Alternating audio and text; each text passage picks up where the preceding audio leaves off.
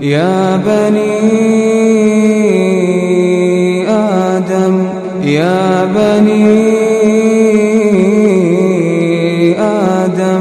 لا يفتننكم الشيطان كما أخرج أبويكم من الجنة ينزع عنهما لباسهما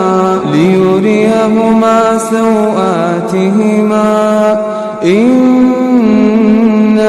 يراكم هو وقبيله من حيث لا ترونهم